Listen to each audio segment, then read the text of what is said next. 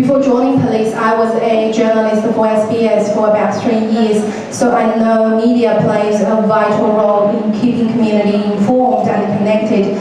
And we have also been utilizing media to amplify our reach and engage with multicultural communities. Recently, we created a video to raise awareness of domestic violence and improve access to DV services for diverse communities. I saw President Anil here today. He is also featured in our video. Our goal was to break down language and cultural barriers while uniting the community in taking a stand against domestic violence.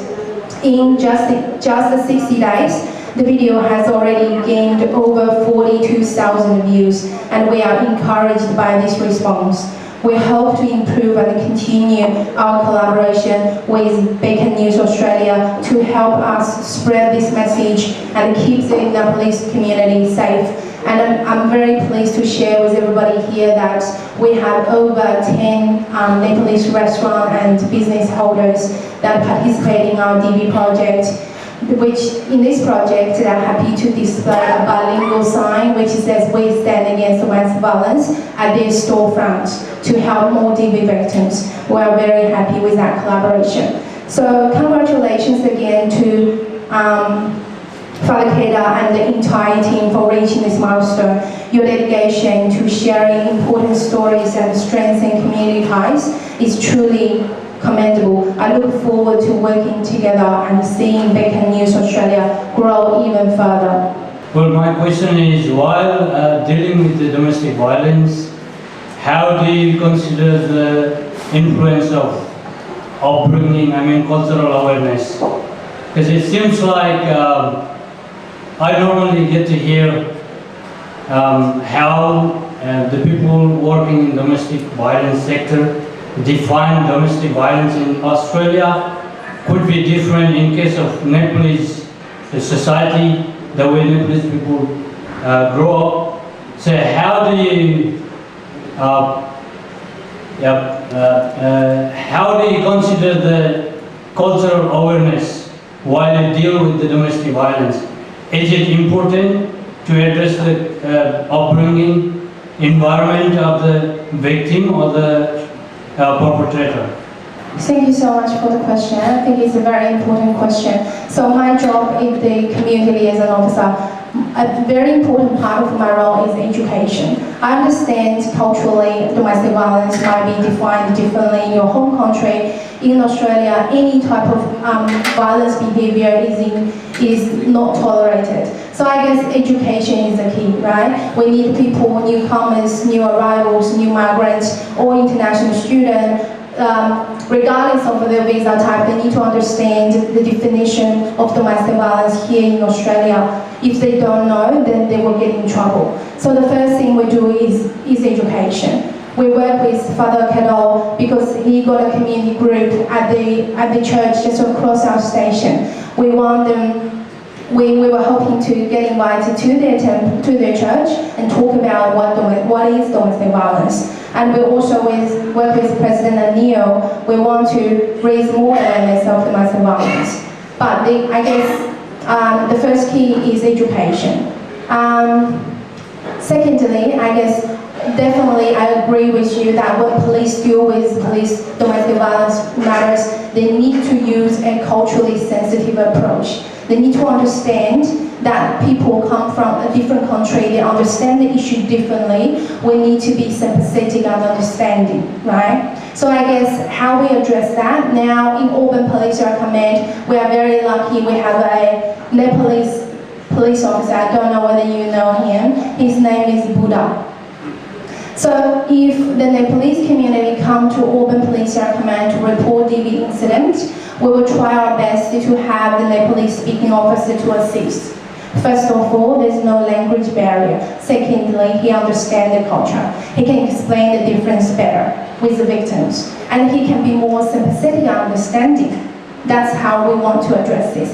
And certainly we want every Nepalese community to know, and our multicultural community to know that do not afraid of the cultural or language barrier. When you come to a station to report crime, if we don't have a Nepalese speaking officer, we will always connect you with an interpreter.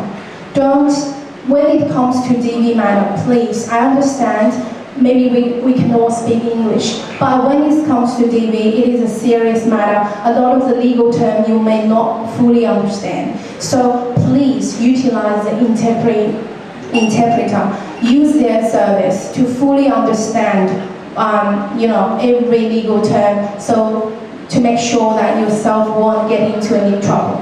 I hope that addressed your question. So when we come across the DV cases, in our community, mostly female are the victims. I'm not trying to generalize, but I'm talking about the majority. And when the female are victims, when you have a series of conversations, we even get along with the nasty photos and videos of clear physical violence, etc., etc. And the challenge is, in most of the cases, they are relying on husband or the partner and their livelihood and children. And the series of conversation goes on. We encourage them to report to the police and say, what will happen to my kids if, there's a visa conditions, they will go to the jail, I can't feed my kid, and that's where they've been compromising. And I've been in such a difficult situation. I personally didn't feel comfortable seeing all those videos. I've been strictly advised by the counterpart or victim not to report to the police, but mediate or liaise with him to generalize and mitigate the situation. So as a leader, as a community leader, I have to look at the multiple dimensions, but as a police officer, what's your advice in that sort of difficult situation for volunteers like us, where the victim is saying, do not report to the police because that will impact on the visas and the livelihood down the track, but you personally feel there is a threat. How you can handle that situation? Thank you, President. As I just mentioned, we recently created a video to raise awareness of DV, and Neil is featured in that video as well. He stand next to a Nepalese speaking police officer, and they said, we stand against domestic violence in Nepal. And I'm really grateful for that. So that is a very, very good question. So I guess if someone sends you some horrific video of her or him being abused, right? If you have concerns about him or his or her safety, I would encourage you to report to the police, despite that person saying, please don't report to the police. I understand there are visa concerns, there are other concerns such as accommodation or living expenses, this kind of concern. That's why last year, at the end of the last year, New South Wales Police Force, we actually developed an app called Empower You to support DV victims. We understand the concern. Sometimes you don't want to report to police. You don't want to get too serious, right? So if you go to your app store, it's called Empower You. This can address President Anil's question. If you go to the first section of the Empower You app, I'll quickly show you. The app is very handy. If you go to this green section, the green button, and you put into your LGA. For instance, this is Cumberland. You put in Cumberland LGA. It will give you a list of all the DV service providers in the area, including accommodation, crisis payment. Like Centrelink, you can get a crisis payment if you are DV victims. And other DV service providers, they also give crisis payments to help you move out of that property. And it will give you a list of other service providers as well. They can help you to get a job. They can help you to get counseling services, like marriage counseling and even childcare. Because if you move out of that house, you don't know where to send your kids to. So it gives you a list of all the service providers, DV service providers in the area. I guess before you want to report to the police, maybe you want to understand what your options are, right? Whether I can get a property, get a place to live where I can get enough money to support my life and my kids' life. These DV service providers are the people that you should talk to. And apart from that, as you can see, I'm in plain clothes, I'm not in uniform. So if you have any concerns, and if you don't understand the police process, always reach out to me or my role. In the whole New South Wales Police Force, we have over 30 marklers, which is my job, my role, multicultural community liaison officers. You can reach out to the multicultural community liaison officers, ask a question, say, I have a friend. I'm asking on behalf of my friend. But in saying all that, the condition is that you are safe. If you're in danger, always call 000. I hope that addressed your question. So I would encourage everyone to download this Empower You app, because apart from what I just said, you can access all the services. Also, the blue button is you can write a diary, because once you decide to report to the police, evidence is everything. If you go to this diary function, it will automatically give you a time and date. You just need to quickly write what he did to me today and take a photo of the bruise if there's any. And then the red button, if you click the red button, it will offer you the option of sending an urgent message to a friend or to the police with your location, so we know where to find you. So this app is very handy. We encourage everyone to download it. My question is, as an international student, Mr. President addressed about our visa issues and everything, and we are quite fortunate enough to know about the app that the police officer has been developing and everything.